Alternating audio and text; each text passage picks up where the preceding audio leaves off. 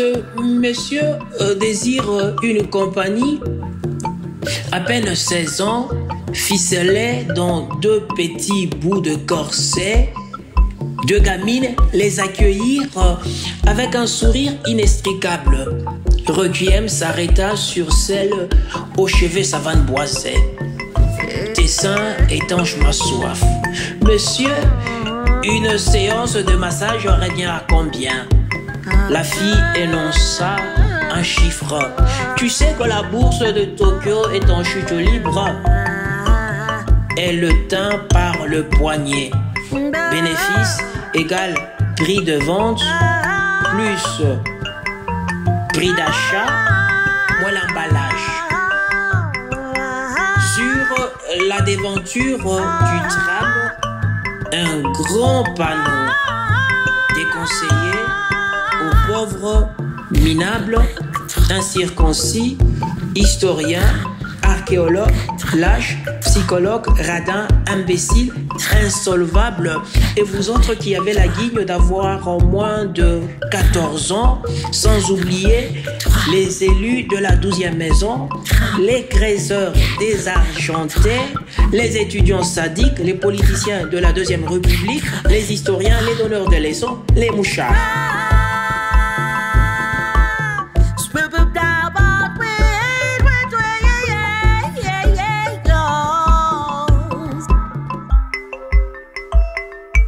Requiem prit le numéro de téléphone de la fille. Ils pénétrèrent dans l'établissement.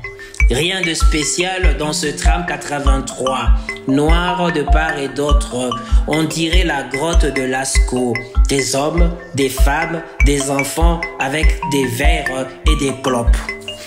Au fond, un groupe musical qui massacrait et sans gêne un morceau de Coltrane. Sans doute Summertime. Summertime, and the living is easy. Fish are jumping, and the cotton is high.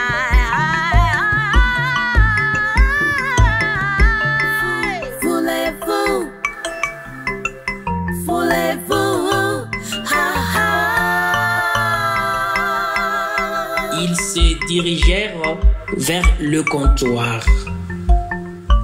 2 filles au sein grosse tomate les suivirent aussitôt. Ça s'appelle filature. Vous avez l'air rien. Les yeux de Requiem patrouillaient dans le soutien-gorge. L'une d'elles était la fille qui l'avait accostée à la gare dans la construction métallique. Vous avez l'air martelé, l'éphémère, austère et décidée. C'était une gigantesque tâche que d'identifier toutes les femmes qui pénétraient dans le tram 83. Elle luttait avec acharnement contre la vieillesse. Difficile de hasarder une distinction entre les filles de moins de 16 ans, appelées canetons, les filles mères ou celles qui ont entre 20 et 40 ans, désignées filles mères, même lorsqu'elles n'ont pas d'enfants, et les femmes sans âge dont l'âge fixe débute à partir de 41 ans. Aucune ne voulait prendre une ride. Elle s'est maquillée du matin au soir, portait de faux seins, utilisait les manières fortes d'aguicher les clients et portait de noms à consonance étrangère. Marilyn Monroe ou Sylvie Vartan ou Romy Schneider ou Bessie Smith ou Marlène Dietrich ou Simone de Beauvoir. Question de marquer leur présence au monde. L'horloge de ton père repliqua Requiem. Ils prirent la 3e table de gauche à l'angle du comptoir qui offre une vue imprenable et sur les portes d'entrée et sur les jazzmen continuant à prostituer la musique et sur les toilettes et sur le comptoir et sur une rangée de filles mères allergiques, agressives, célibataires et matures par-dessus le marché. Requiem, dans ce moment de folie, répétait à qui voulait l'entendre qu'il est préférable pour contrôler la circulation et les livrets de baptême de choisir une table qui permette de maîtriser du regard les espaces précipités. Récapitulons: le comptoir, les installations sanitaires, les femmes seules, les portes d'entrée, les musiciens, même quand ils s'érudent dans les loges pour fumer leur marijuana, les serveuses, les aides-serveuses. Ils restèrent quelques minutes sans s'adresser la parole. C'était faire preuve de courage que d'essayer un dialogue dans ce tohu-bohu créé par une musique défroquée, les huées de touristes et autres parvenus qui s'identifiaient à l'atmosphère s'extasiant, se trémoussant, susurrant, chialant et sortant de l'argent qu'ils lançaient en direction des musiciens. Fais-moi un gros câlin, vous avez l'heure, je te donne mon corps, enchaîne-moi, fais de moi ton esclave, ta marchandise, ta chasse gardée. Ce qui alimentait la ferveur de l'orchestre et par conséquent le lynchage de cette belle mélodie.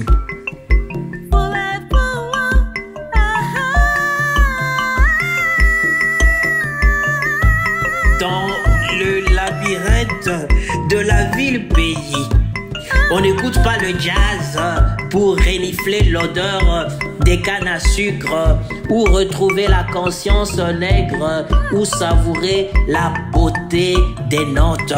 On écoute le jazz parce qu'il faut écouter du jazz quand on dort sur des billets de banque, qu'on livre quotidiennement sa marchandise, qu'on s'occupe d'une usine d'extraction, qu'on est cousin du général dissident, qu'on entretient une petite maîtresse qui vous cloue au lit dans de vapes.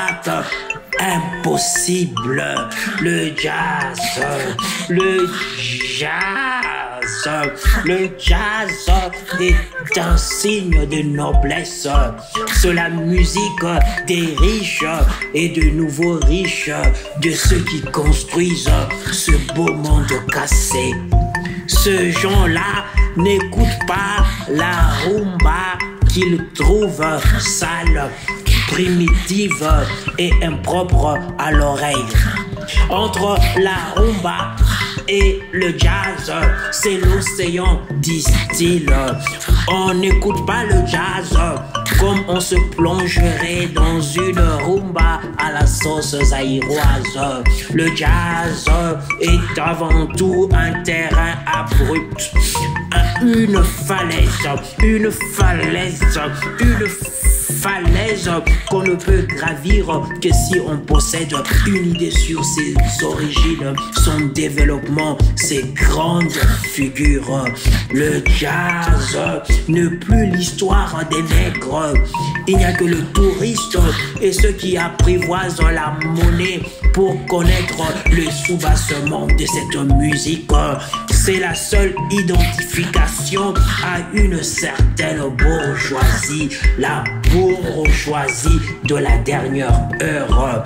Par conséquent, lorsque le musicien jazz, tout le tram 83, quitte sa maladie du sommeil, au moindre saxophone, le grand déguisement, les trésors et les étudiants épousent les manières de touristes.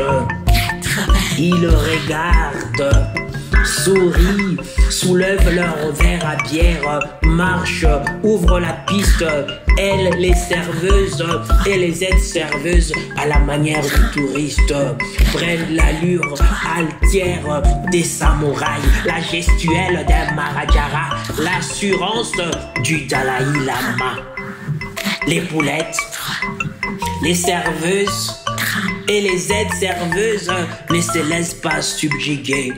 Sourire de la reine d'Angleterre, elle mime des impératrices imaginaires. Le jazz, le jazz, le jazz est le seul levier dont se sert toute la racaille du tram 83 pour changer de classe sociale comme on changerait de métro. Le jazz, le jazz, le jazz, le jazz. Tram 83.